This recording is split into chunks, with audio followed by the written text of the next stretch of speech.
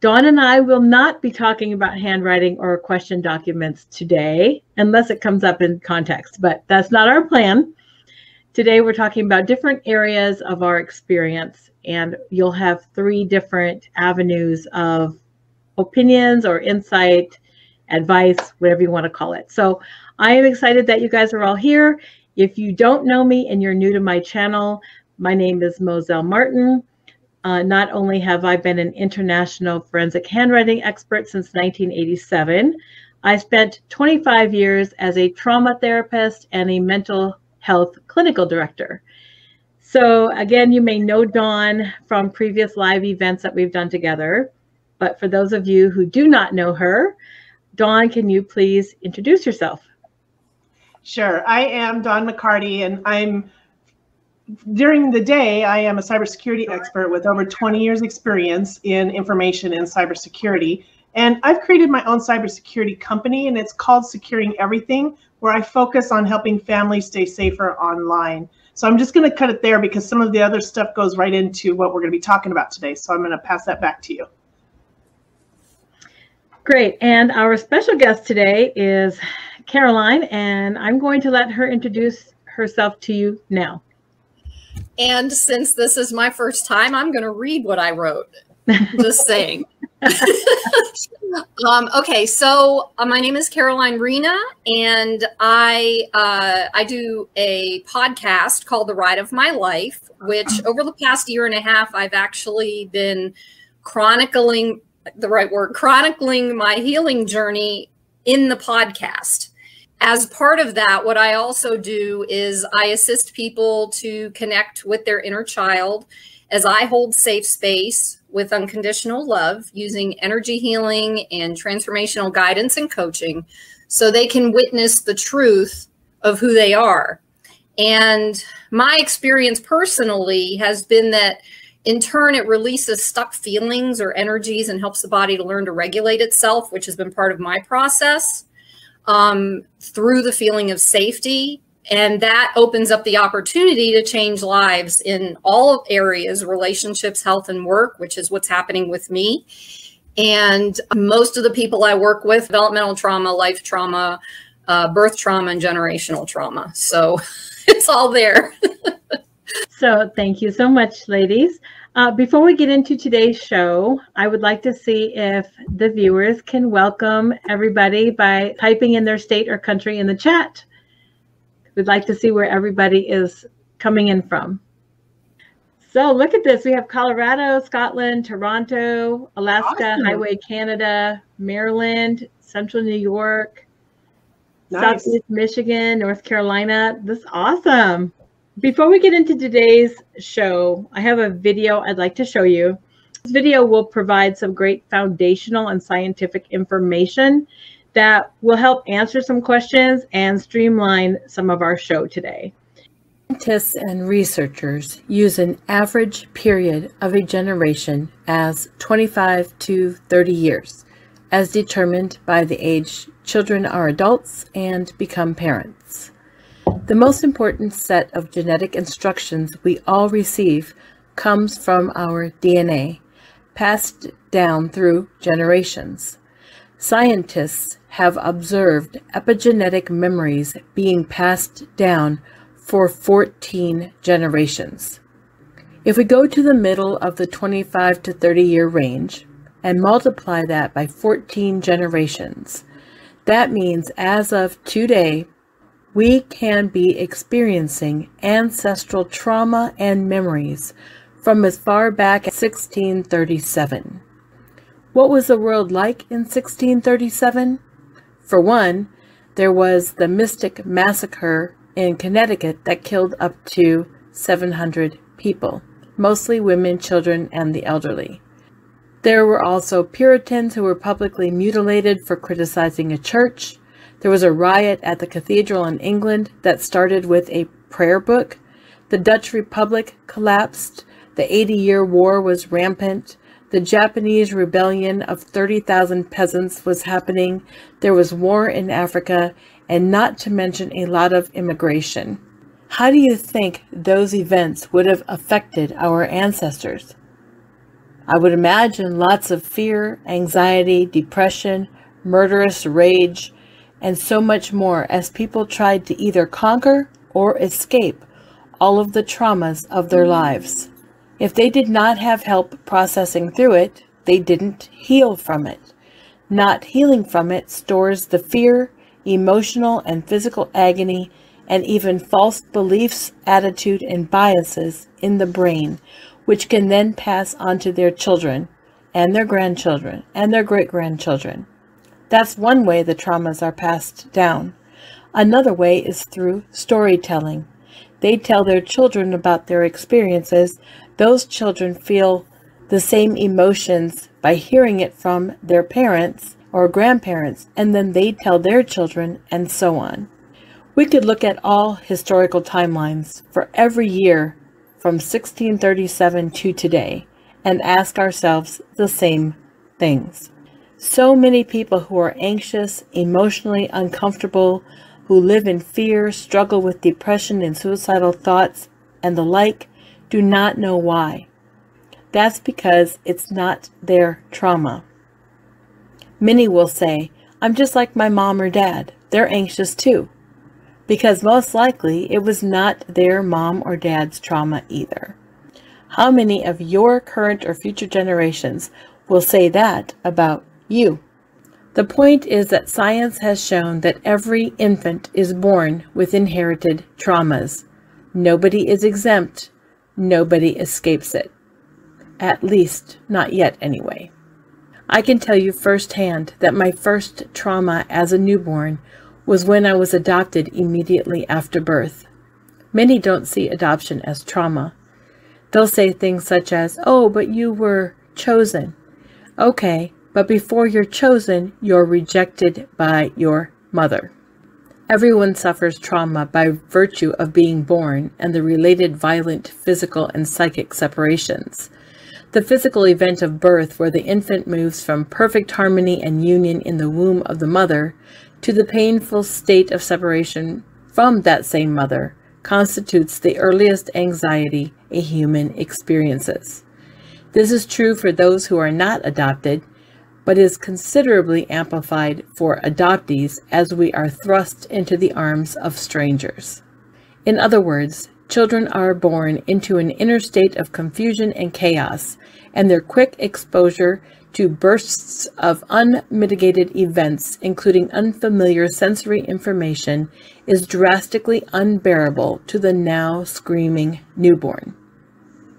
In turn, accumulation of our inherited traumas combines with our acquired traumas, combined with our lack of self-awareness and understanding, and we turn to escapism, such as drug or alcohol abuse, gambling, eating or shopping addictions, and risky sex. Not only does that make our life worse and keep the vicious cycle of shame, guilt, anger, depression, and even suicidal tendencies going, we can also pass all of those emotions and self-destructive behaviors down to our children, grandchildren, and great-grandchildren. They then pass it on for 14 more generations, which is long after you and I leave this world.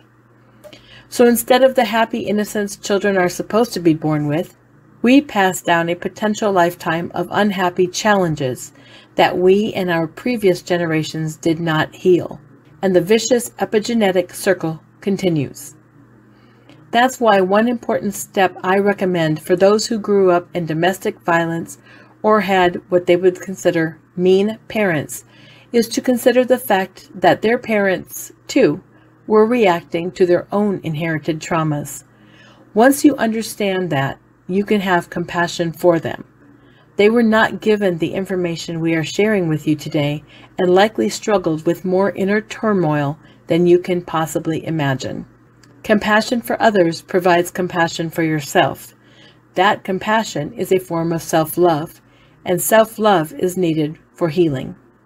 I'll apologize now if this video triggered you.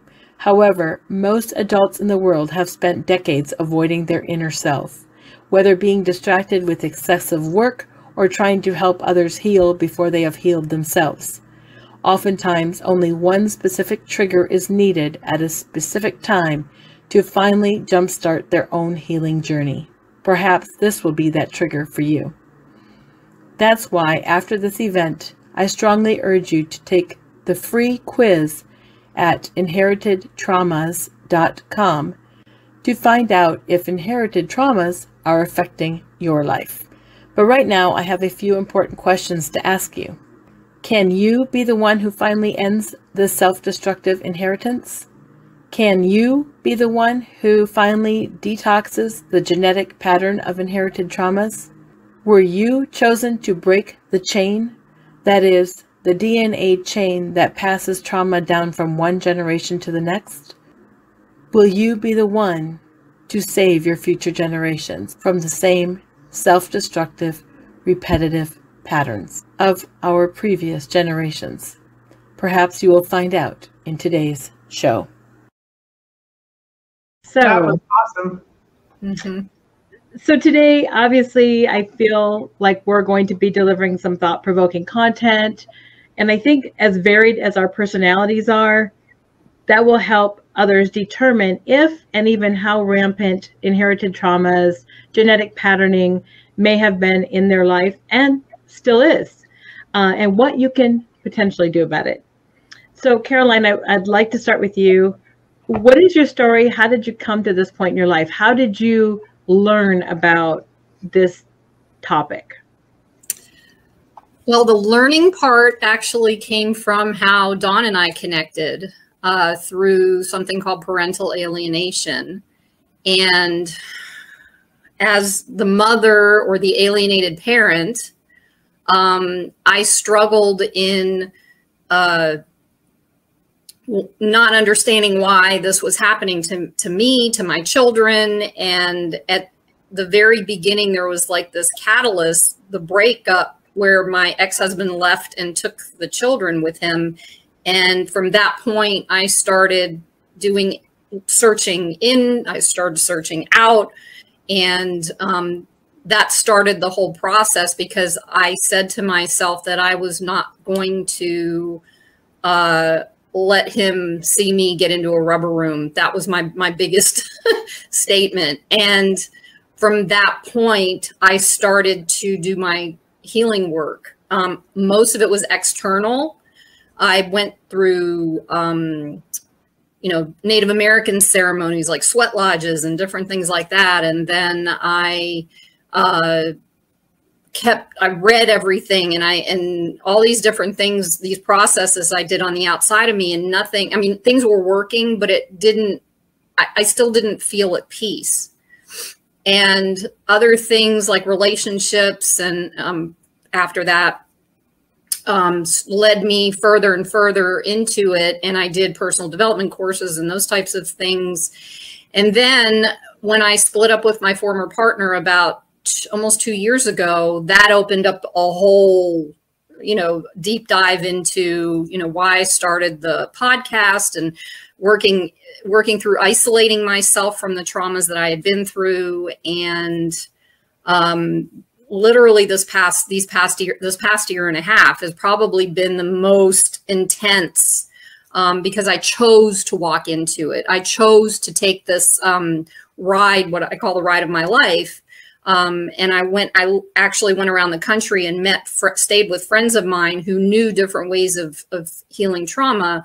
And I started to just dive into it and learn how to re-regulate myself, because I was always dissociating because of the things that happened in my life and that sort of thing. So through that process, I went from complete isolation, from fear of connecting with people, and trying to figure out what was wrong with me, all these different things, to now everything has been released. And for the most part, except for this particular event, because it's the first one I've done like this, I can regulate myself without getting anxious.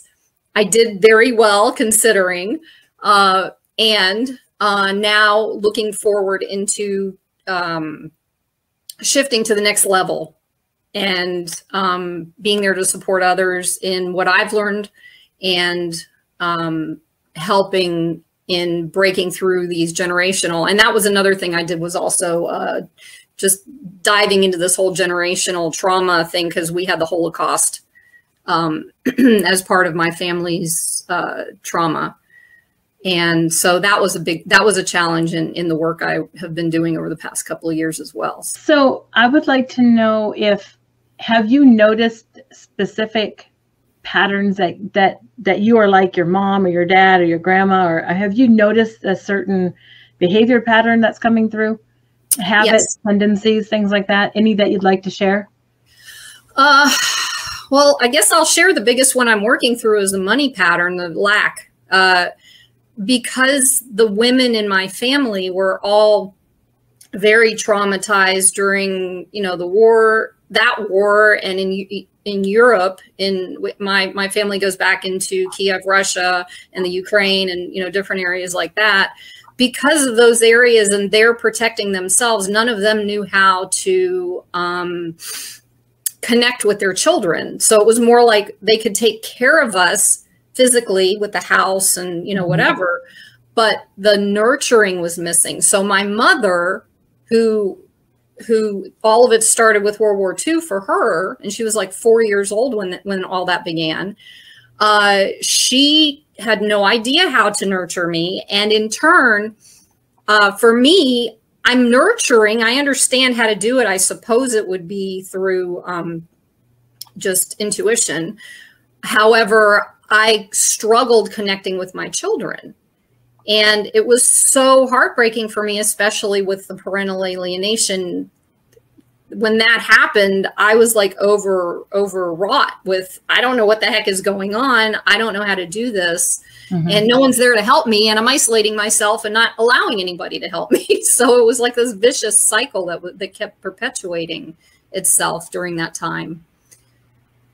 So I know that in some of the studies that I've been working on, they did show that parents who relive traumatic events become emotionally detached and numb, and they even experience dissociative episodes in their cells where it detaches them from reality, and then their symptoms, even though they don't vocalize them or articulate them to the children, can still impede the child's ability to develop a reasonable sense of safety and predictability in the world. So their foundational structure doesn't feel present. It doesn't feel safe and secure.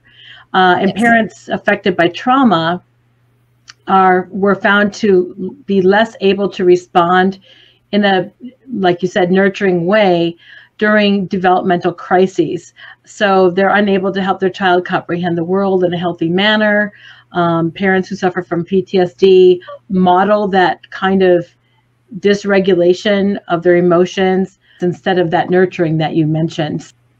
Yeah, it was definitely, I mean, like looking back, and the hardest piece that I'm finding about that is to the forgiveness piece, the self-forgiveness of, mm-hmm.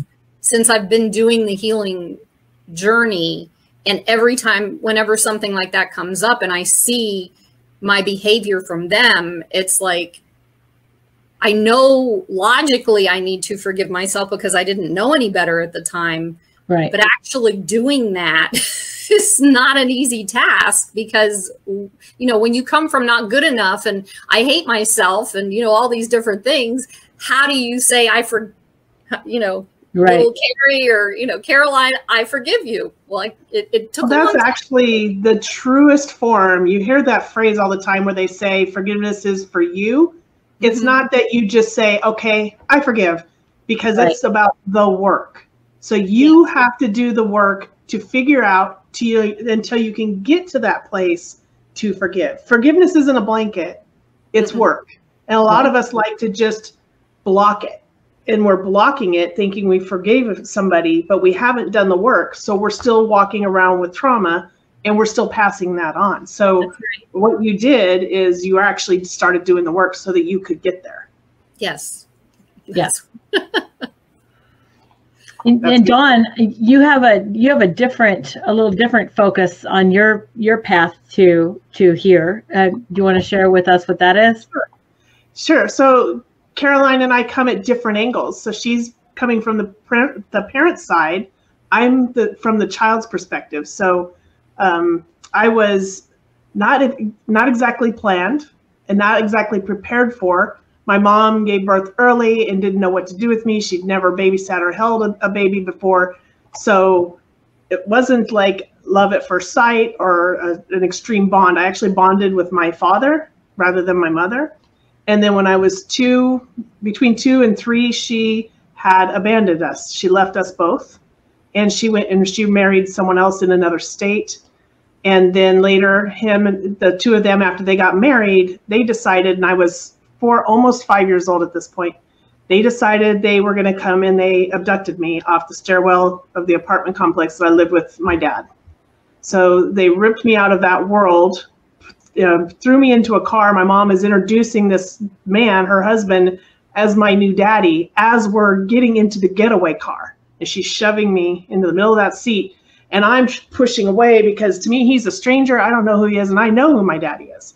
So that was what I remember thinking. They stuck me on a houseboat for a week to let the investigation die down. This was in LA, like Hollywood, California. And there's a massive investigation looking for this child. The child's on a houseboat waiting for everybody to just go back to normal and stop looking. And then when they felt safe, they moved me to an airport where there was a plane ready to taxi as soon as I was on board. And then from there, it was wheels up and off we went. And I never saw my dad again for 44 years. So when they got me to the new home, I had a brand new home, a new bed, all new clothes, everything was brand new. Nothing was the same for me.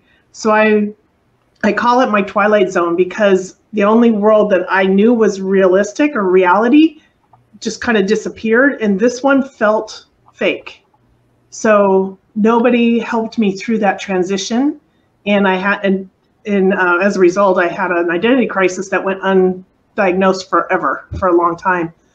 So, and it's not where it ended. From there, my stepfather had, I had to start calling him daddy right away. That was one of the biggest things for me, was that I didn't want to call him daddy, but I was forced to. He had a daughter that was 6 years older than me who was violent, and she nearly, she strangled me to death one day. And this went on for 8 years where she was constantly violently abusing me. So I have all of this trauma in this twilight zone where I knew I didn't belong. So I didn't even really help myself. Of course, I'm a child, so how would I know? But I didn't know what was really happening. And I just went through life reacting. So that just led into bad choices. My mother was not nurturing. She did not know how to love me. She was abusive, but not as bad as my stepsister. So I went through life feeling rejected, abandoned, unsupported. I didn't feel like I mattered. I didn't feel like my life mattered, because the day my stepsister strangled me, and the life-saving breath was when our parents pulled into the driveway. They startled her, and she was clamping down on my throat. And I remember the eyes were just closing in, and all I could see were her demon eyes, and everything went black. Well, when they pulled in the driveway, she drops me. And I think that impact is what made me take that last breath of air. And I just had to run. Well, the punishment was, once they finally got me to come and sit at the same table as, I call her my demon, because I never wanted to ever see her again. I need to go. I need to live somewhere else. I'm only in 6th grade at this point. She's a senior in high school. So she, all we had to do was write down on a piece of paper what happened. And what happened, this is another piece of the trauma for me, is that she was undiagnosed bipolar with borderline schizophrenia. And when she was studying for her senior finals, she wanted to sit outside in the sun, but she was fair skinned and she always burned and peeled. So I decided I was going to joke around, and I locked the sliding glass door as a joke. But I know, I should have known better, that you don't play a joke on someone that's violent. And she came up to the sliding glass door so fast, and her face was right there in front of mine. And all of a sudden I could see her face morph into the demon. And all of a sudden I knew my life is now in danger, and all that's protecting me is this glass door. And I panicked. Well, she ran around to the other side and started banging in the front door. She literally took in the entire front door, frame and all. It was solid oak. She laid that flat into the foyer, trying to get to me. So now I'm on my bike trying to get away, and that's when she caught me. She grabbed me off my bike by my neck, and that's when she started to strangle me. So this was leading up to that point, and she was clamping down as hard as she could, and those eyes were still there. So it's burned into my head. I'll never forget that particular look. So when they pushed a piece of paper in front of us with a pencil and said, I don't want to hear it, just write it down, I knew in that moment my life had no value because nobody was defending it. Nobody came to my rescue when she beat the crap out of me or when she banged my head into the ground over and over again. Nobody came to the rescue. What's interesting is, fast forward this, because we have a lot of trauma to talk about why these things happen, why my mom was the way she was, and we'll get to that in a little bit. But I want to mention at this particular point is that my son has a phantom hand on his throat. He can feel the compression of me being strangled. This was when I was in 6th grade, and now he has that inherited trauma that when he gets anxious or scared, he feels it in his throat. Yes, that is so interesting. And did he know why he had that, or did you share it with him why? Or he heard me talking about it, and he goes, do you think that's why I have this? Just so then we figured it took a while for him to even ask me about it. Because sometimes when you get anxious or upset on the verge of tears, you feel it in your throat like you got a lump. He's like, but this isn't just a lump. It's like my throat is being compressed. Like he can feel a hand here. And you'll catch me when I'm stressed. You might see me doing this more, and I'll start making sure nothing, because I can't have things touching my neck. I can't wear turtlenecks. I can't wear choker necklaces. So when I'm stressed, I start doing this more. And he was doing that. He kept doing this kind of stuff. Like he could feel something there. He was trying to move the same hand that I think I feel sometimes. That's very interesting. Now, is he your firstborn, or is he? My firstborn. Yeah. I've heard that most of the time the kids that will have the most results are the firstborn of the opposite gender. Wow. So the firstborn son, or if they're getting the dad side, it would be the firstborn daughter. I don't know if that's true. I've just heard that. I haven't personally done any research on that end of it, but I have heard that, and I've asked a lot of people, and it's pretty consistent, but that's what I was wondering. Yeah. But that's interesting. Have you seen her since? I do not even acknowledge the fact that we are any kind of related at this point, because I tried so hard my whole life to do things that would keep her happy. So I had to regulate. As a child, I'm regulating both her and my mother, trying to do whatever it took to keep myself safe. So when we talk about the parental alienation stuff, so yeah, my mom did abduct me from my dad. She kept me from him. She did all kinds of horrible things. She poisoned my brain, or poisoned my mind about who he was and the person that he was. But the psychological abuse was intense on me, because there was emotional abuse and the psychological abuse from both my mother and my demon stepsister. So we have had interactions before. And up until 2014 was the last time I saw her my stepfather's sister had passed away. So we all went to go to the funeral, and their side of the family never accepted me. So another piece of rejection for me was that I was adopted into a family that hated me, and they wanted nothing to do with me. I was literally the redheaded stepchild. Yeah. So they just shunned me. They didn't invite me over for Christmas. I mean, it was like a thing. And they still hate me to this day. And all I did was get thrown into their world. I didn't do it on purpose. So when we were there at the wedding, my stepsister had made a comment, and the person standing in front of me is like, "You don't let her say something like that to you?" And I don't even know why I did it, but I just kind of like poofed her hair, like that. I'm like, just hush. And she turned around like she was gonna clock me. Well, this girl has grown up, and that ain't happening. And I've had self-defense, so she'll never come at me again. And I literally wrapped my arm around her, locked her arm in, and then I grabbed her other hand, So I have her locked in, and I just started swinging her back and forth and looked at her. It's like, you want to dance? And that's when she finally became afraid of me.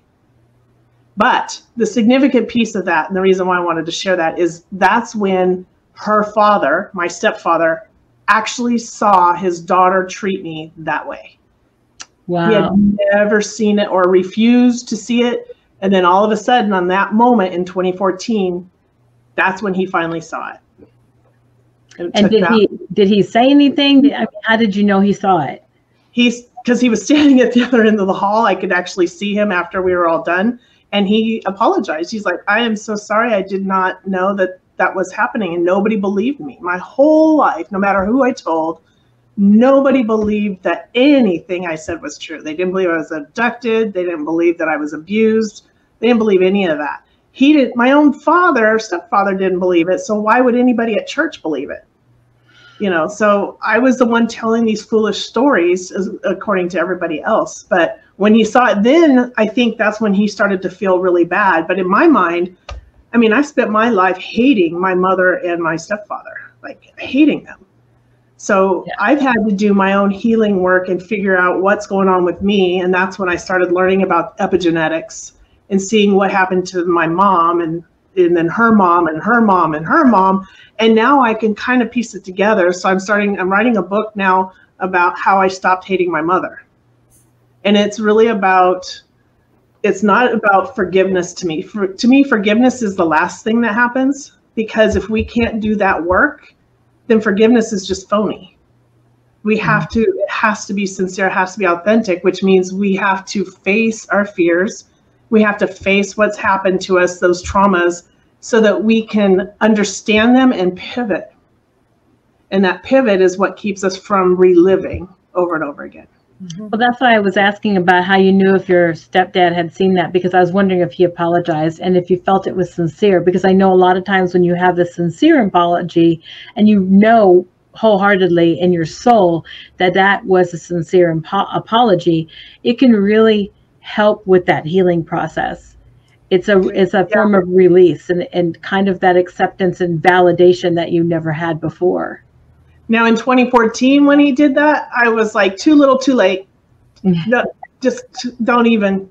But I have come to the point where I know he was sincere. I don't think he realized. I don't think either one of my parents realized the damage that they were doing, and not just to me, because one of the things that they weren't good at was ensuring that we had medical help. So when somebody's head's beaten into the ground, most parents would take them to the hospital or the doctor, check them for a concussion. I was never checked for that. And having bipolar and schizophrenic tendencies, then she was never diagnosed until she was an adult. So all of these things were happening, but nothing was ever done. She was never given help. And then to find out, her mother left them, her and her dad. So we both had this crossover experience where our mothers abandoned us. Yeah, and it's unfortunate that it was an enemy, quote unquote, situation versus a bonding, because technically you guys could have had a really strong bond having that shared experience, but it didn't turn out that way. And that's unfortunate, because I think it would have been good for both of you at that point. Yeah, I think she was still so angry that her mom was gone and that he remarried, so that I was the one that she could control.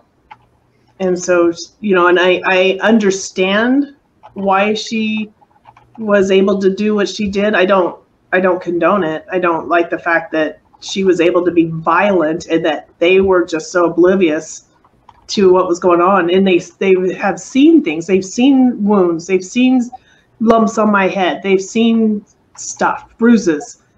But I was always the one that got smacked for screaming because I was hurt. Wow. Yeah. See, that's unfortunate. Caroline, did you have a lot of brothers and sisters when you were? I'm an only child.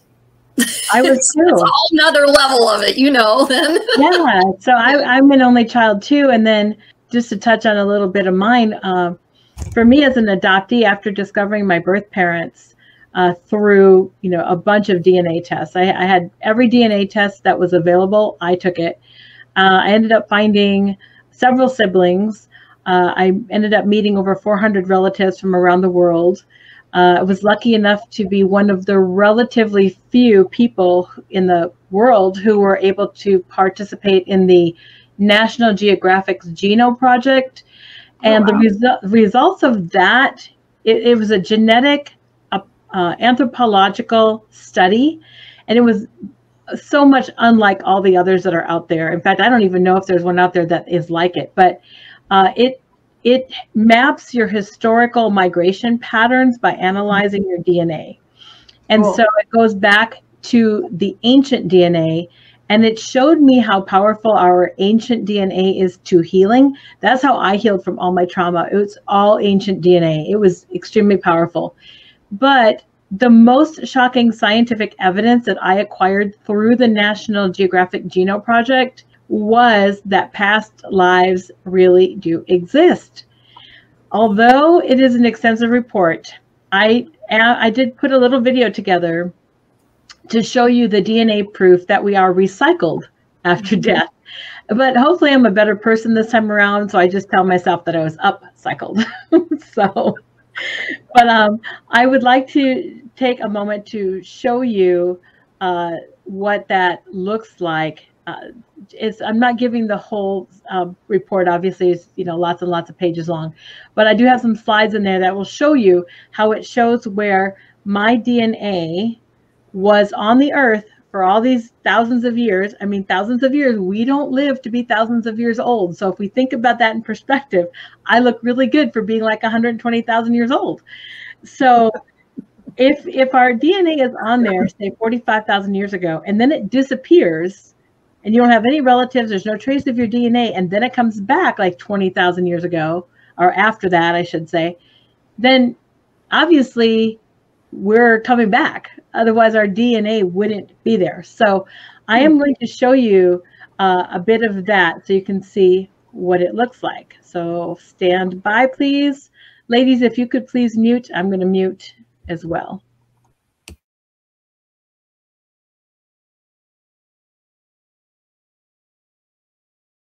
As you can see here, it says my ancestral journey. It says that with the sample you sent us, in other words, my spit, we ran a comprehensive analysis to identify thousands of genetic markers in your DNA, which are passed down from generation to generation. We can trace the journey of your ancestors out of Africa. The results of our analysis, your personal journey, in other words, my personal journey, is outlined below.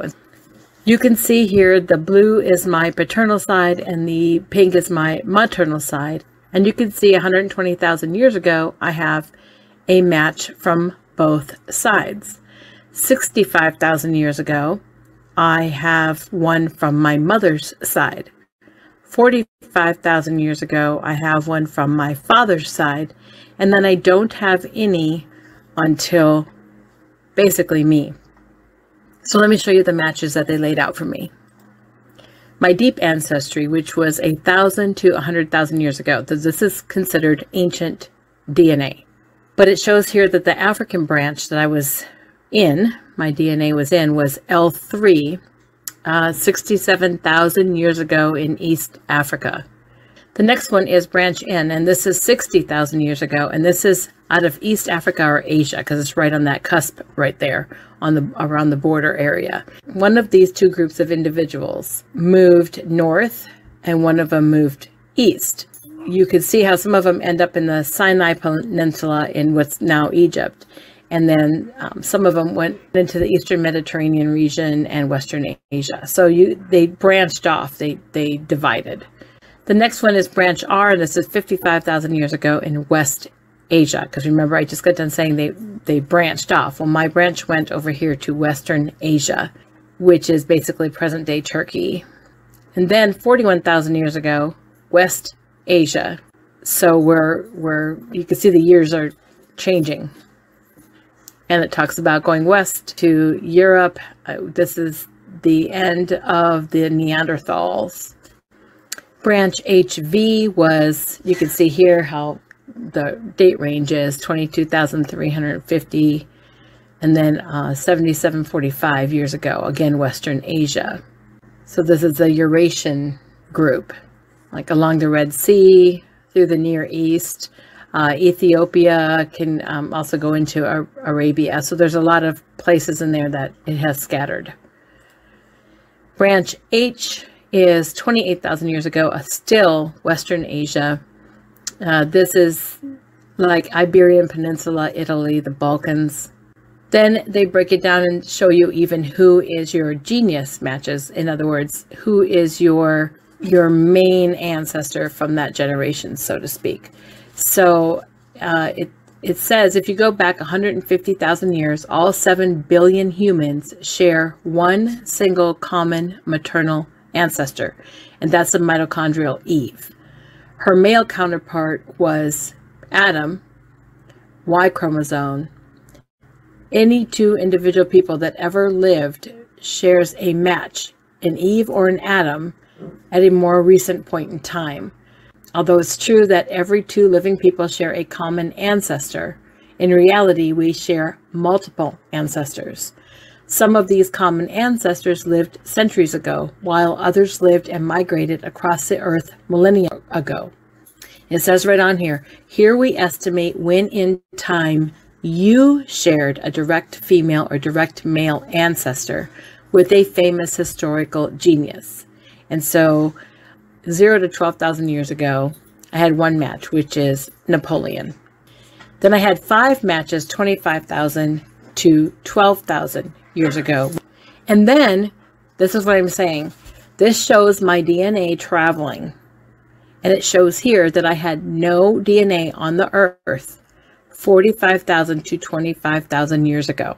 So I was there before that, but I wasn't there during these years. So obviously I wasn't living, or my DNA would be on the earth, or I'd have a relative. Then it comes back. So 65,000 to 45,000 years ago. And then I have no matches 65,000 to 120,000 years ago. So again, my DNA was there, it left, came back, left, and here I am again today. You guys are on mute, I think. So what do you think? Wow, me too. Wow. I've been doing epigenetics and I made it back, see, 5 generations, including me. So that's as far back as I got. And yeah, that's so interesting to see what I've discovered in what has been forwarded, down the DNA path, and the reasons why certain members of the family act the way they act and do the things that they do. So that's super interesting. Well, and so I think that one of the other things that I learned, and we had a big panel about during the research project, was, and it wasn't even a big deal back then because this was back in the early 2000s when this went on. So it wasn't even as big of a deal, I don't think, as it is today. And that is this whole racial division thing. Because one of the things that we discovered in the research, and we verified, we had heard it, but we verified it, and scientists and researchers re-verified it over and over, is that every single person on this planet has African DNA. And so when we're thinking about this racial division that we have, we are all in some way, shape, or form related. They say that every 2 people share a common ancestor. So we are being mean to our relatives. I was just going to say we learned how to hate ourselves. I wonder where that came from. Everybody on the planet today is related through 7 generations or less. It's just nuts, isn't it? I mean, it's just, you think about this, and anyway, that was in the early 2000s, and that Geno project is what launched me into passionately studying ancient DNA healing and the inherited traumas. And I've been studying that ever since. So it's been about almost 20 years now, but probably 10 that is more consistent, because during that first 10, I had thought I did a really good job of healing, especially with my mental health background. And then all of a sudden, I found out all this new stuff, and I'm like, holy shit, wait a minute. Now I got to do a rewind and kind of re-examine some things, some open wounds that I thought I had closed, but that weren't closed. And so I had to really go back. And then I had to look at my own parenting style, because even though I was adopted, I had the environmental influence. And I can honestly say I don't think I was a good mom. I was kind of a shitty mom. Not because I wanted to be, but I didn't know any better. And, being an only child, I didn't have any role modeling. And I didn't find my brothers until 2017 or 18. So, I mean, I was already grandma by then, but I looked at my own parenting style and realized that I passed forward a lot of the BS. But as I look back, I had the whole adopted child syndrome. So that adoption was a big trauma for me. And then to be re-victimized, by your adoptive family who's supposed to choose you, right? So there's a point in time when you have to stop hating yourself and parenting yourself and giving yourself the love that you never had. Because that the way you look at yourself, the way you talk to yourself, has a lot of power. Yeah, and when I was trying to figure out who I was as a young adult, I had no idea. I was still, growing up after my step demon went to college and I was by myself for a little while. I thought I was safe and things were going to get normal again, but then there was still the bullying and stuff. I didn't know how to respond to that kind of treatment or what was going on in the world. So I'm just this Scotch-Irish hurricane going through life and reacting to everything in a very non-effective way and making bad choices time and time again. And then when I do have kids, I chose a husband that was basically like I married my mom, and the same things kind of transpired because that's a familiarity. And I didn't know that that's what I was looking for because it felt normal. It felt familiar. So when we don't address these things, we tend to stay in that cycle there. And I wasn't helping myself, but I did not know any of this until I found my biological father, which was 44 years later. So in 2016 is when I finally found him and we reunited, and I found out I had 3 brothers, and it was an amazing reconnection for us where I finally felt like I was back to myself. And that's when I started getting work with the identity crisis and doing the work then. So even though I started earlier on in the earlier 2000s, you can't heal what you don't know. So yeah. I didn't know all these things. Nobody identified me as having an identity crisis yet. They told me, you're dealing with toxic people, you need to get away from them, the standard stuff, but nobody really addressed me until I started realizing. And then when I started understanding that psychological abuse that I went through with my mom trying to alienate me away from my father, that's when all of that started sinking in too. And Carolyn and I worked together a lot on trying to advocate for this. And she's one of the protagonists in the film of Erasing Family, and I'm just one of the associate producers. But that film has really created a path for a lot of healing for many of us as well, because it validated us. Yeah. Now validated and supported, and that healing comes now out of understanding. It was funny that you mentioned that you were like a hurricane. This red-headed Scotch-Irish hurricane. Well, they called me the Taz tornado when I was a kid because I was so violent. I was so angry all the time. I threw things, I smashed things, and we have something in common. I was Hurricane Carrie. I dented in locker doors. I pulled the paper towel dispenser off the wall. Oh yeah, I was so violent and angry all the time. And I remember, I was bullied as a kid too. And I think at the time, they didn't know what Asperger's was. They didn't even know what autism was. It wasn't even a diagnosis till 1981 when I was a junior in high school. And so I didn't know. I know I had to go for testing, but I didn't know what kind of testing.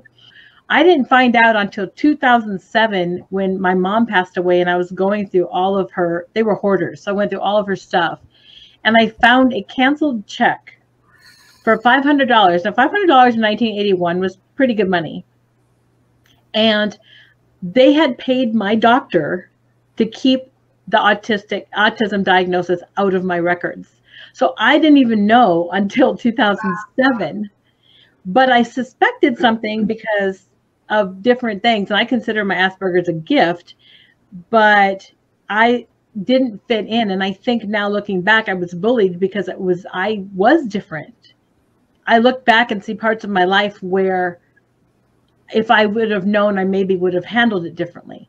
But secrets were rampant in my family. And so being able to discover those and unravel those through the DNA testing and meeting first cousins and such has been very enlightening. One of the things that I discovered, well, twice, but the first time I ignored it. One of the things I discovered about myself is being a highly sensitive person, empath, that type of thing. But I took a test online that showed me that there's like 27 traits in being highly sensitive, and I had 26 out of 27. So I could literally feel other people's emotions. I could feel animals if they were sick, all these different things. And I thought that there was something wrong with me. And people were always telling me, you're so emotional and do-do-do-do. But it was like you were saying, it's like a gift because I can feel what other people are going through. And if like you have this certain look on your face and I feel that energy of that look, I could say something to you like, are you okay? Where most people wouldn't do that. Mm-hmm. And people used to be like, oh my God, how did you know? And it took me forever and really until probably the last 6 months to just take that in and feel good about myself that I have this ability. And that's how I work with other people, because I feel you, literally I feel you. And it was so painful for me growing up in the same, in similar ways, because my dad used to say that to me. My ex-husbands used to say that to me. My friends used to say it to me. And I always thought that there was something wrong. That's my superpower.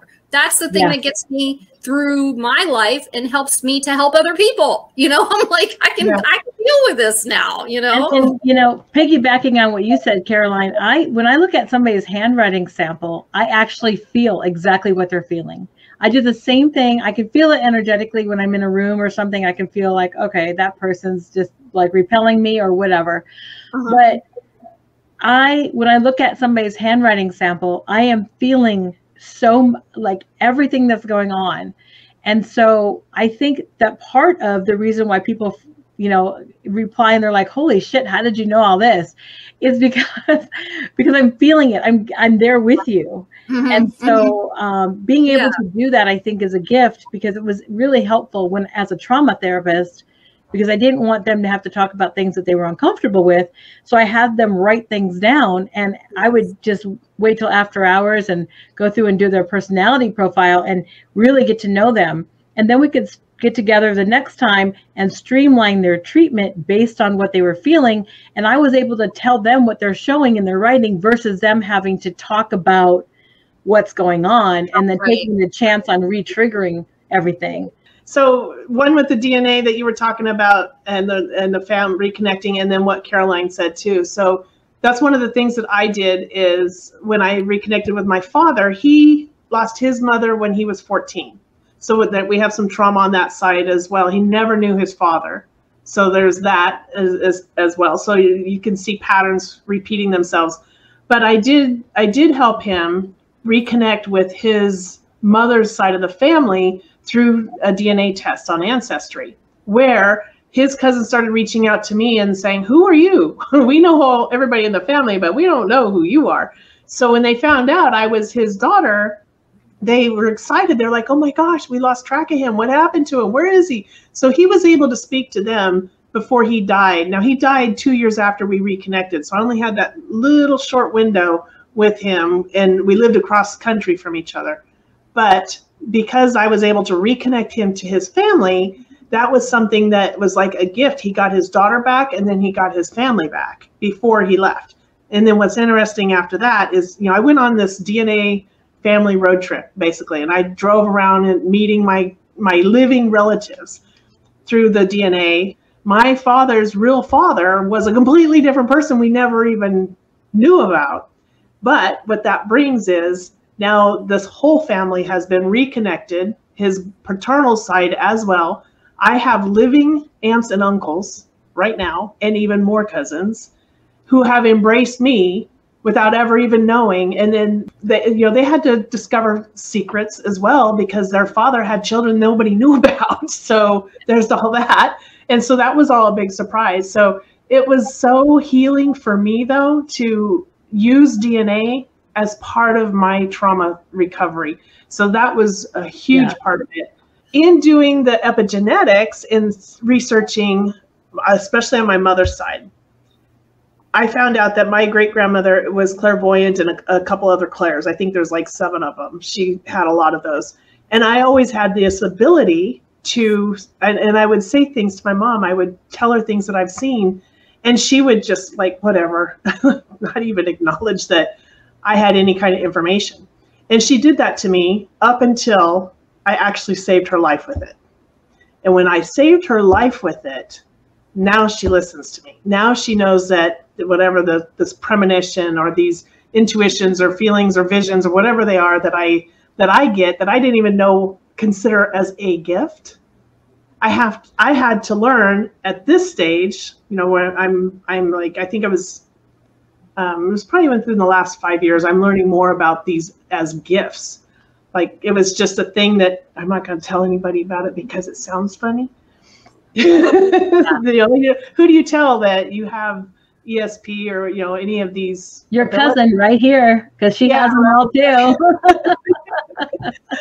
So it was something that I just never really even talked about until recently. And now I'm like, well, heck yeah, I have this gift. I've always had this gut instinct or intuition that I was shunned for. There was something that's interesting that you're saying that, because the last thing I wanted to say about the highly sensitive thing or empath, for people who are highly sensitive and empathic, the traumas that we were talking about before are more intense in our physiology. I wanted to say that too. We had to be hyper vigilant, and that really but that also makes us better, well, not better, but it also makes us more aware and intuitive as healers to help other people because of that. But you have to, like you're saying, you have to heal yourself first before you can do that, because if somebody talks to you about a trauma and you're not healed, it's going to trigger you, so right, we don't want that either. Well, it's definitely helped me in the criminal justice side, because I can look at things and I just have this gut feeling, and that's based off of my own hypervigilance and my own awareness of the way I read people. Because I learned very young how to read people because I had to. I didn't know it was an ability. I just did. I just notice people's body language, and I know when I'm afraid, and I have my own spidey senses that start going off. And so now it kind of naturally helps when I'm doing an investigation, or when and if I'm doing an investigation. So it does help. So this trauma that we talk about, and one of the things I wanted to say, because we've been talking about a lot of negative things about it, and although all of our traumas sound really painful, and and a lot of people are expressing in the comments, oh my gosh, we're so sorry that's happened to you. I want to make sure that everybody understands that I think in the 3 of us, maybe at this point, I know I am, so I don't want to speak for you, but if you are, you can agree or not. I've come to the place where now I realize that all that trauma happened for me. It didn't happen to me. I had to go through all that crap, and I had to climb my way out of hell just to be where I'm at today, because my purpose aligned now in 2020, in December of 2020 is when I had my big epiphany. Like, I had this epiphany bridge just come together, and everything clicked all of a sudden. So you think, why is she in cybersecurity if she, she's talking about this? My company is called Securing Everything, and it literally is everything. So if I'm talking about childhood trauma, if I'm talking about keeping kids safe online, if it doesn't matter what I'm talking about, I can pivot and go in any one of those directions. And it gives me a unique ability and some, the authority and the credibility to talk about these things when I don't have a PhD or anything like that. But, I may not be a clinical psychotherapist but I'm not trying to diagnose people. I'm just trying to help people figure out how they can find a path to healing. And then they need to go find somebody that can help them with that. But, it happens for us. And as hard as that is to swallow sometimes, it's because we haven't really opened our own eyes to see, what is this telling me? What is happening? And that's why I named my book The Initiation, because I feel like my trauma was an initiation into who I am today. And I think when you look at that differently, because I was raised in a haunted 1800s hotel. I have over 250 pictures in my book, but I talk about my first friends literally were shadow people. I had nobody else. And it still talks about trauma, but it does it in a way that's empowering for people who are trying to figure out their own initiation. Because I think if you look at it as these are detours and derailments that you had to go through to get on your right path, you can understand your life better. And it does help with, I can take this skill and do this. And I've acquired the ability to, listen to my gut instinct to keep me safe. And Mozelle, all it takes is a decision. I mean, sometimes we don't know that we need to know that we need to make this decision. But when that thing that I'm sick and tired of being sick and tired hits, and you make the decision to switch, it's not even really that I've discovered the action step that's the answer. It's the decision to do it that shifts, like providence to everything in the universe shifts and everything changes, and it just steps us into this place of moving forward. It's the decision to face your fear, because we put things off because we're afraid of what it means. So the fear that we have to turn and face, and then work through that. And I think realizing that, I used to be afraid of everything. I mean, I was afraid of everything and afraid of nothing at the same time, believe it or not. You know what? That's the shadow. That's the work that's part of the work that I do, is the shadow work. It's like bringing light to the shadow and discovering the truth of who we are inside of ourselves. And the light is in there, but we're so scared because of all the things that have happened to us, or we've been told, or whatever all that is. And it doesn't help until we make that decision to discover really how strong and powerful we are. Like, let's look at society today. I mean, we talk about, you mentioned, Caroline, the Holocaust, right? That was something in your family. Yes. Like family trauma. We have people who remember all this, was it like a year or two ago, where it was all about Juneteenth? It was all about the slavery thing and all that, right? Yes. We have a lot of that vibe going on. I don't hear it as much as I used to, but last year or whatever, it was a more strong vibe about that slavery word being used. And there is no culture in the world that is immune from having committed those types of behaviors and actions. So I think that what's happening, you have starvation, people who were like at the Great Depression, you have natural disasters, people who have lived through tsunamis or various things, hurricanes, you guys are in Florida.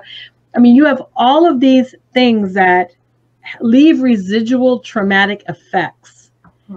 And so we live in a day and age right now where we have access to so much information.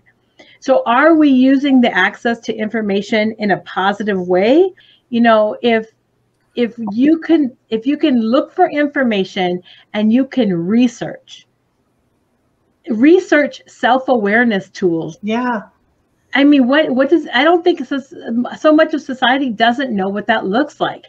And unfortunately, if shit hits the fan like it did in the Great Depression, or did in 1939, like Chris McDonald said a couple weeks ago, is that what it takes to make people feel grateful to be alive again? Is that what it takes, something that drastic? To bring people together? Bring people together? You know, that's a good, that's an interesting question, because what I hear when I hear you say that, what hits me is that, again, going inside, we have to be able to find that kindness inside of us. We have to be able to recognize that we are kind inside, but we also have the opposite going on too. We have potential to do not so nice things. All of us do.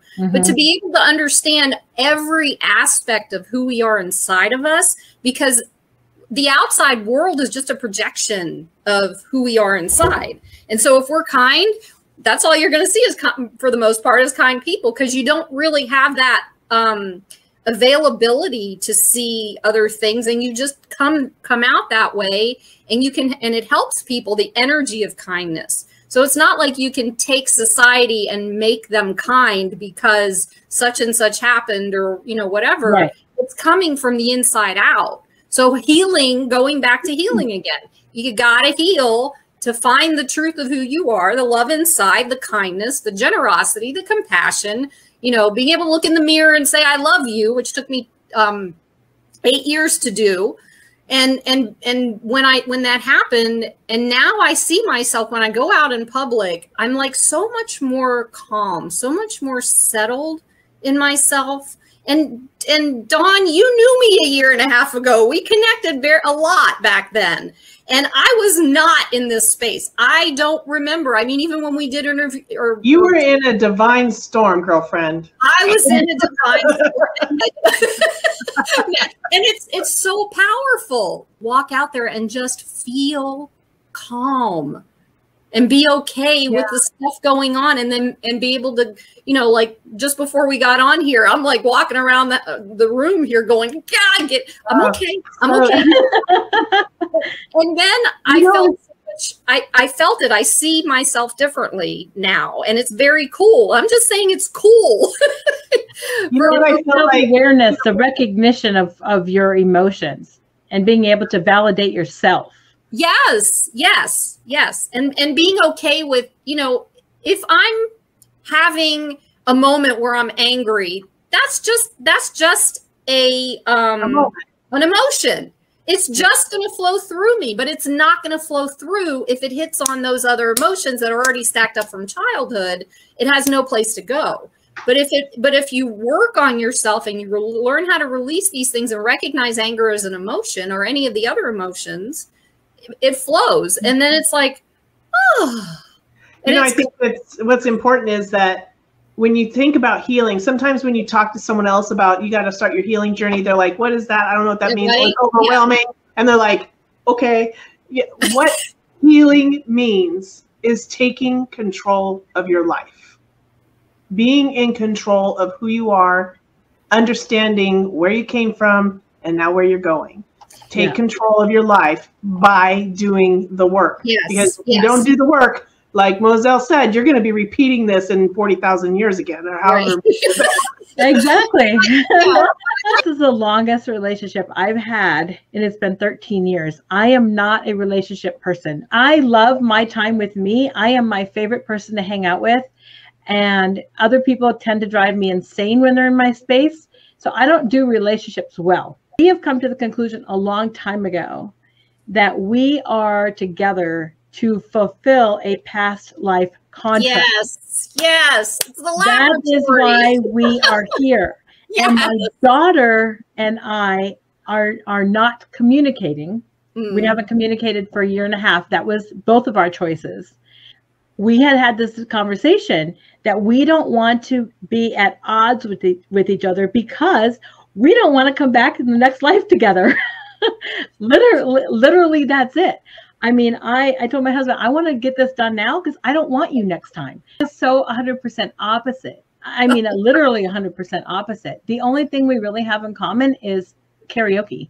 That's it. That's fun. Okay. And yeah, it's fun, but I'm like, there isn't a lot of common ground here. And so we look at it like, look, we have to play this out because we don't want to do this again with each other. And so we are in a place where I have set those those precedences up with the people in my life. And I think that what makes the difference, and I believe this full-heartedly because of the studying I've done, is that if you are in each other's lives and you are making each other miserable, let's say there's a lot of drama between you, and let's say you're passive aggressive and backstabbing and creating problems and all that crap. If you're messing with somebody else's life, I can guarantee you're coming back next time around with them and you're going to work it out. If you can coexist and be either just accepting of each other, even if you're not communicating, but there's no dark action attached to it. Mm-hmm. You just allow each other to live. You have to have that discussion and agreement saying, look, we don't like each other now. We're going to like each other even less next time around. So let's resolve this now so we don't drag it into the next time period. Mm-hmm. Because that's not what you want to do. The whole purpose of coming back and getting recycled or upcycled is to be a better version of you than you were before.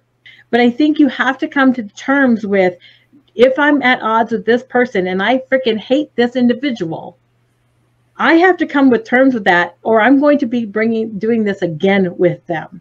Mm-hmm. And only you could decide if that's what you want to do. Yeah. But I know for me, I don't want to do that shit anymore. Some of this is so new to me. And I've always wondered there's got to be more to than just dying and staying there forever until there's one judgment day, right? So being raised as an LD, as a Mormon, there's only one way to believe, right? That's it. There's no nothing. They don't even want you investigating too much into science and any of that. So hearing this now, before I was kind of always an outcast when it came to being a member anyway, because I guess the way people read me was that I wasn't conforming to their ways. So I was automatically just kind of an outcast. It just the way it was.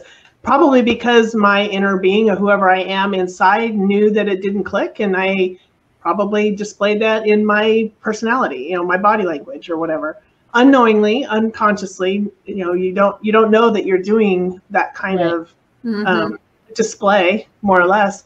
But now when I come out and I start, I'm no longer a member, or I don't go to church anymore. And I'm listening and hearing all these different things and things that come to me through my DNA that I have a hard time disbelieving. Yeah. So for some reason, it's like I have this, like, it just clicks that, yes, that is truth. I don't know why. It just clicks because it's part of that DNA. But when someone's on the outside trying to tell me a different story or a different method, I have a hard time believing that. So it's like sometimes our truth and our instincts come through that channel of that transgenerational messaging, because it's not all trauma. There's a lot of it comes through the trauma, but our reactions are caused by the trauma, and our behaviors can be caused by the trauma, and that's displayed. But we're also displaying those agreements that we do agree with, those messages that we have this innate, inherited truth. Like with my daughter's situation, part of loving myself and loving her is realizing that I can love her or anybody from a distance. Mm-hmm. So putting up a boundary, if somebody is not good for you to be around, if all of a sudden you are feeling really shitty about life and yourself, that person's clearly not a good energy match for you. Doesn't make them bad, makes their energy not a match for you. I think that's part of the way if you look at it. If you look at people as being bad or good, you're setting yourself up for disappointment. Because everybody is human. There's black, there's white, and there's gray. I'm still learning boundaries because I wasn't allowed to set boundaries as a child. Boundaries were created for me, and those were permanent as far as that goes. So it's part of that healing journey when you're so enmeshed with that one of your parents that you don't really know how to set a boundary because you weren't able to, you weren't taught to. It wasn't appropriate. I used to think, I'm a people pleaser, but I'm not really a people pleaser. I'm a protector of myself. I'm protecting myself by making sure those people around me were happy. So I don't like it when people say I'm a people pleaser. Unless you love to entertain and put on parties, that is an okay expression of people pleasing. But anything else is sometimes you're just protecting yourself. That's self-preservation. not necessarily a people pleaser. Well, it's kind of like when people are they say they're walking on eggshells. You know, I had to do that with my daughter. I had to walk on eggshells, not knowing what to expect. And because I didn't know what to expect, she didn't know what to expect from me. So we were feeding off of each other because we're trying to wait to see who's going to react what way. And you find yourself in this negativity that you feed off of each other. And somebody has to step out of it and make that change. Yeah. And it usually has to be the stronger one or the more insightful one who can do it. But maintaining those boundaries can be tough. I didn't learn how to set boundaries until I went into the mental health work, 20, 30 years ago, maybe now. But when you set them, and it feels foreign at first because you're like, you have guilt. This person said they're going to kill themselves if I leave. What if I leave and they do that? That's not your responsibility. And that's a hard place to be. That is that person's responsibility. You are in charge of your actions. They are in charge of their actions. That's it. End of story. You are not in charge of somebody else's decisions. And I think that's a hard place to get to if you're not used to being there. Yes. Because that's that guilt. And then it's also part of an enmeshment as well. Yeah. You're enmeshed to that person to an extent that their outcome affects you to that where you're going to change what you would normally do to meet that person's needs. It's like codependency, Yeah. The clinical psychotherapist, when I was getting a divorce and I was so depressed and I had to, I brought my 2 sons with me, but I had to leave my stepdaughter with my ex-husband. Now, there's that little piece in there where I had that stepdaughter, which is kind of repeating the pattern of life, right? So, but I was trying to be the mother I never had to her. And I was trying to be the best mother I could, not knowing how to be one before my kids were born. So I wasn't even a mom when I became her mom. But when I went to this therapist, the clinical psychotherapist, he was asking me questions because I thought, am I totally screwing up my kids? Is my life totally screwed up? What is wrong with me? Why am I so depressed? And he went through a series of questions and he's like, look, there's nothing wrong with you. You're making plans. You're trying to take care of your kids. You're doing everything a mom should be doing. Everything looks great except for one thing. He says, you need to remove toxic people out of your life. So stop talking to your ex-husband and stop living with your mother. So because I moved in with them so that they could help me watch the kids. I could go to school to get a decent job so I could take care of them. And he's like, no. And he wrote on a pad, the prescription pad, move out of your mother's house, and handed that to me. And today I wish I had that. I wish I had that framed because I didn't know what it really meant until like years later. And I'm like, oh my gosh, that was brilliant. One of the things I wanted to share about, that's important. Like you're reminding me about me walking through that whole codependency piece, especially after leaving the last relationship I was in. Because of my, and this is what I've learned over the last, year and a half, because of my desperate fear of the loss of love from other people, I had to make sure that everyone else was okay before I even looked at myself. And then when I started to recognize that and release whatever that, now I can't even remember at the moment to share what the energy was about that. It was just so intense for me. I think maybe it was the abandonment or whatever because of the fear of loss. But once I started to release that, then I was able to set the boundaries. I stopped going, oh, what can I do for you? That type of thing. Just to make sure you're okay, so I'm okay. And that was my way of controlling my surroundings, because having that fear of loss, that's where I felt so out of control. So that's why I did that. Was mine, but that's why I did it. So I just wanted to share that because that's one way. That's regulation. And I would regulate my mom that way, because if she got angry, I was afraid, because I have names for my mom's moods. We'll just call them moods, because I call them personalities, but she's not like, but she has the gatekeeper, which is I'm scared to death of the gatekeeper. That's the one that has little eyes that bounce back and forth and they turn super brilliant green. Scary. Every time I was in trouble, the gatekeeper was who I was addressing. And then there's this princess, which I can't stand. The princess. Oh my gosh. It's not like hairs and nails princess. She's so high maintenance because I had to regulate to keep that person or that mood happy. And if I felt like she was angry at all, I would be like scouring, trying to figure out, okay, what do I got to do? I need to go buy her something. So I would literally go buy her something to make her happy again. And then she has the 10-year-old. The 10-year-old, I get along great with. We have a blast. We do movies and, lunches and shopping. And, it's literally, those are the different levels of my mother that I have to figure out, who is she? Is she the gatekeeper or the princess? Because it's time to run. You just got to get out of there. So yeah, and the reason why she's the 10-year-old is that's her arrested development. And I think, Mozelle, I just shared this with you recently, where when she was 10, so here's some of that epigenetic and that trauma that's passed through DNA. When she was 10, she was walking home with her best friend, and they had, remember the doors that were in the back that were going into the kitchen, not the front doors, like the back door, and you went right into the kitchen.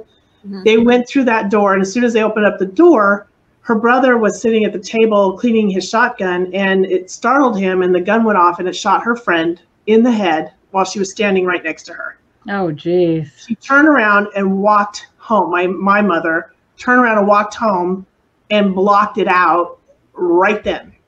It didn't happen. She didn't see that. She didn't hear that. If you pop a balloon in front of her, though, she's going to be all claws on the top of the ceiling. She's just it's definitely a huge trigger. She's never gotten help for it. When she has, she's had the wrong kind of help. So it re-traumatized her. So now we'll never get her in for help because it's too traumatizing. And we didn't have that trauma informed. And that's important when you're getting work for trauma, is you need to work with people that are actually trauma informed. And she didn't have that. So she'll probably never get help, but that she's in that frame of mind, that childlike personality a lot. And that's, as a kid growing up, that's the one I could relate to more. That's the one I was the happiest with. But the other ones showed their head way too often. But it just shows you how trauma can be, her own trauma caused problems that she's passed forward as well. And then her mother wasn't very kind to her at all. She wanted a boy. So she shunned, rejected, and neglected my mother, who in turn shunned, rejected, and neglected me. Yeah. So it's a pattern. It's not like my mom is just a bad person. I had to learn this. This is something that didn't just come naturally because I grew up hating her. I hated her, and I hated her husband. So for letting the shit happen to me, that they just sat by and I just didn't make sense. Why do you let that kind of crap happen? So learning what her mom did to her, and then what happened to her mom, I had to go look at my great-grandmother. My great-grandmother was married off at the age of 14 because her father got remarried because her mother died. So she has no mother to show her through those very important years of being a teenager, and she's just married off to some guy in the carnival. So she's traumatized with that. And then she marries someone from Athens so he can speak Greek. So, now that you got all these different pieces that are being pushed around, we don't even know if she actually literally got a divorce. So was she really married to the guy from Athens? We don't know. It's hard to say. But so you can see from those different generations on my maternal side, we didn't have a good history of mothering. We just don't have it. It's not there. Yeah. It's just non-existent. So now with my kids, and I wasn't the greatest when they were little, but I've had to do some work on them with them now as adults. Now that they know, okay, these things happen to me, and this is why I react the way I react. And a good example is one of the things that was huge was this fear. And I was always afraid of being attacked because I was attacked my whole life. So when I had debt collectors coming after me, I'm a single mom, and now all of a sudden they want to repo my car, and I'm trying to pay off everything in my marriage was in my name except the house. So the car is in my name, the credit cards everything's in my name. So I'm trying to hide from these people, and I literally I found anything I could find. I couldn't afford to go buy drapes or curtains, so I found tinfoil, and I put tinfoil on my windows on the downstairs, just so I could keep people from looking into my house. Yeah. Because this fear has just overwhelmed me. So I asked my kids, what was it like for you with a mom that had so much fear that I wouldn't even let you open the front door if someone knocked, which I think is a safety thing. I'm still claiming that was good. You don't let your kids open the door. But, you know, I just wouldn't let them do things. And they said, well, we thought it was normal until we started hanging out at our friend's house and they didn't have tinfoil on their windows. And I said, you know, so they were able to open up and have total freedom to speak and tell me exactly how they felt and how it affected them and how does it look to them today. Like, are they exhibiting any patterns off of that? So it's important that when you do the healing, you kind of have to sit down. If you want to stop that transgenerational trauma from pursuing, you've got to have that sit down and have this conversation so that they are healed through your healing. But on top of that, I think it's important to, I mean, we're all going to story tell. That's just what we do. Mm-hmm. And so we're going to tell our kids about an experience that was unpleasant for us. But I think that the key is, instead of saying, you know, like passing it down saying, you know, I don't like Chinese people because I had this bad experience with Chinese people, you're automatically giving them a bias that they have no business having. So I think if you try to put a positive spin, hey, this happened, but I learned how to blank. Right. Mm-hmm. You're helping them understand, and we're not passing forward the dark side of the trauma experience, passing through the strength and the tools to get through it, so that we're literally passing through resilience to them. I won't say that they were angry. I think that they were frustrated and, you know, like, oh, it's just, you know, that's her being bitchy again or whatever it was. I think they have a better understanding of me and what I went through because we've opened that and we've shared that. And that openness is really helping both sides, because now I get to say, hey, I'm sorry for being so shitty. I'm sorry for acting the way I didn't realize it was going to affect you. And I didn't know how to address it or deal with it. I was kind of out there on my own. So now it's kind of a reciprocal understanding.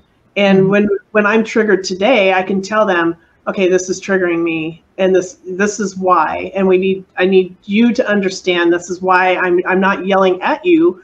I'm yelling because I'm triggered, so I need to work through that, and I need you to help me. So we don't get into an argument. We need to just talk through this. And so we're getting better at gauging. Can I share something about it? Like, Dawn, you know my experience with my son. Mm-hmm. You've seen all that stuff. But I just wanted to share, like, when I mentioned that I went through a personal development course back in 2014. And when I went through it, we went through it together, my son and I, and he was 24 at the time. And what I learned out of this working on our healing together type of thing has really expanded. But I just wanted to share, at that course, one of the things that they did with us is they had us sitting across from each other, looking into each other's eyes.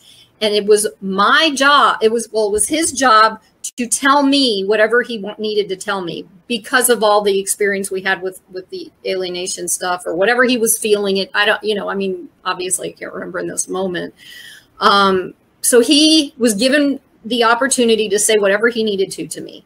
And I had to sit there and listen to it and then respond verbatim to what he said so that he knew that I heard him. Listening. Yes. And I wasn't that good at that back then. But because of that, it opened up a space where he knew back then even that I was available to him. I mean, it took a lot for him to step into that. And then recently he said something where it felt to me, my trigger it felt like, why are you talking down to me? But I was able for the first time in my life to say to him, I think that when you are feeling something and you don't want me to help you with it or whatever, which I don't, I really don't help him with anything. I support him in whatever his decisions are. But if I say something and he starts going into that mom thing, now I'm like, okay, I think that if you're having a hard time with something, that all you have to do is tell me that and be open and just share that piece with me. I'm having a hard time with something. I don't really want to talk about it right now. I'll let you know if I'm ready, you know, any of that kind of thing. I'm fine if you say that. Mm-hmm. But if you talk down to me because of mine, you know, just we watch it, we gauge, we've learned how to gauge that with each other now.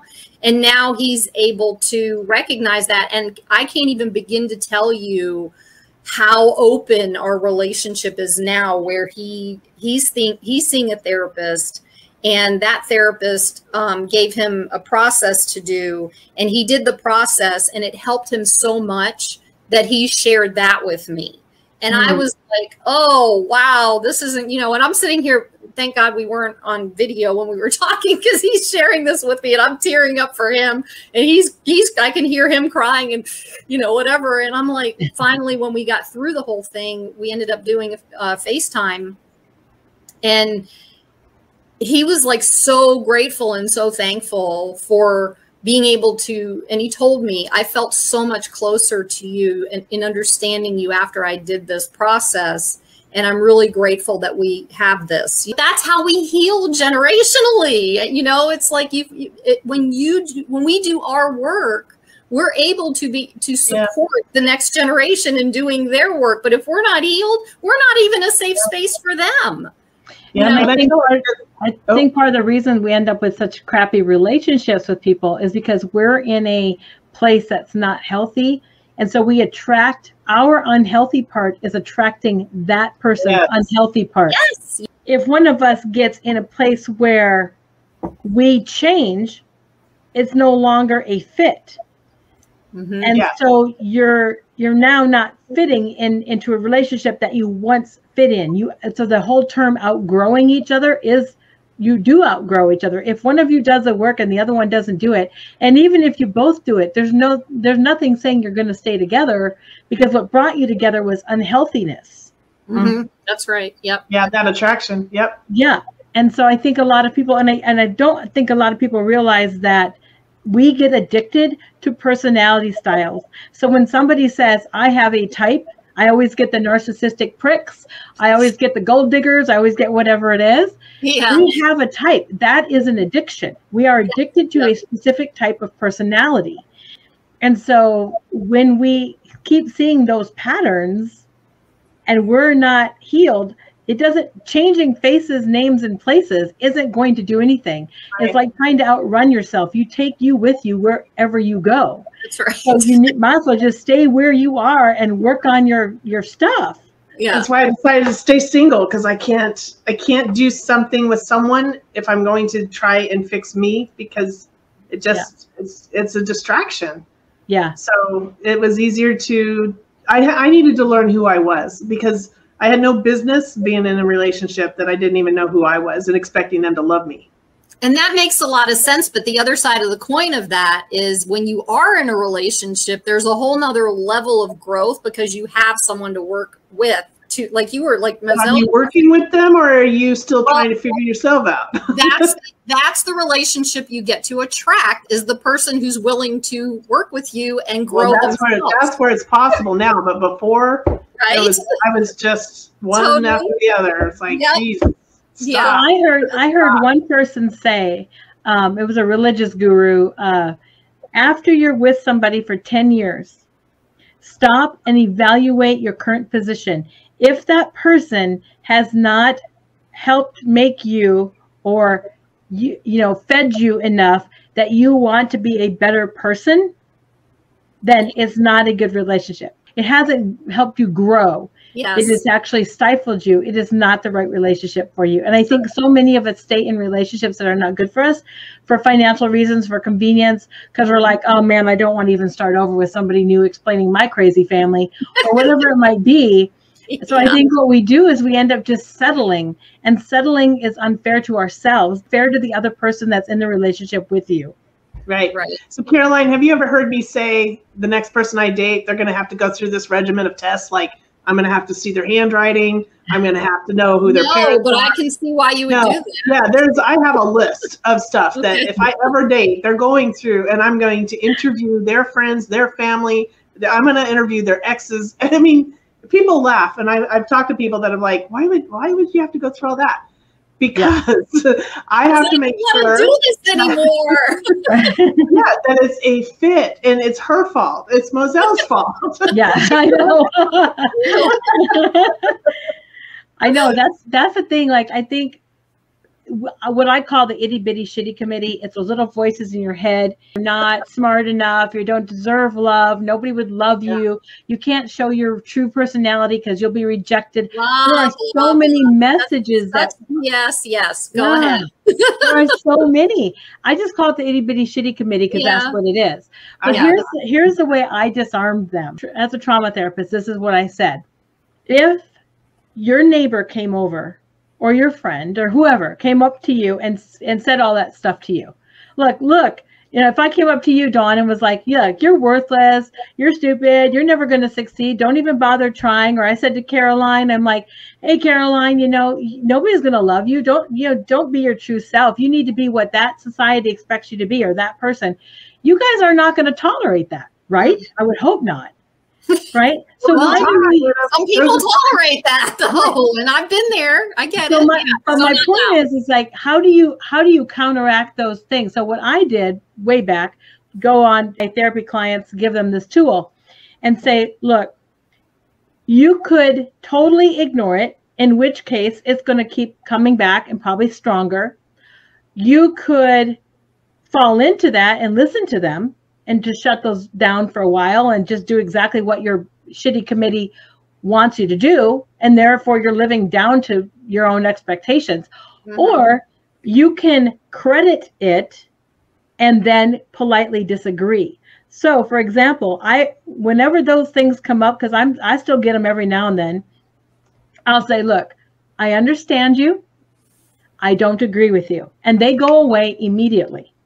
I have an experience with my stepfather who, I was raised Mormon. There's a very patriarchal type of situation. I wasn't trained to be successful in, corporate America. I was trained how to set a table. I mean, literally sent to etiquette school so that I could set a table appropriately. I had to do everything like to be the Molly Mormon. And if I didn't know that about you, I would never. I hated it. So I remember they would come over for dinner or holidays. I was always the one that cooks because I'm the one with the kids. So if you want to have holiday dinner with us, then we're doing it at my house because this is where their stuff is. So that was just the way I did that. But they would always kind of dig at me for not having the perfect clean house. And I'm like, look, I don't live in a magazine cover house. My house is lived in. Yes, and I'm not a hoarder. I wasn't disgusting. I mean, the dishes were done, and I would clean up, but occasionally you might have to move a pile of papers off the couch. I'm just saying. So the kids were often, they have blankets everywhere, paper airplanes, crayons, Legos, their stuff, their kids' stuff. And they would always come over and they would kind of dig at me about not having this clean house because, my husband would expect a clean home, and it used to just like, you say that to me one more time. But then one time he knocked on my door, and I don't know what was different about this time, but I opened up the door because it was locked, so he couldn't come in. So I opened up the door, and he's like, I think it's important that your house is clean. If Christ were to show up at your house, would you be okay to present your house the way it is today? And I looked at him and I said, if Christ showed up at my house, he'd asked, what can I do to help? Instead of digging at me. Mm-hmm. And I never heard another word from him again.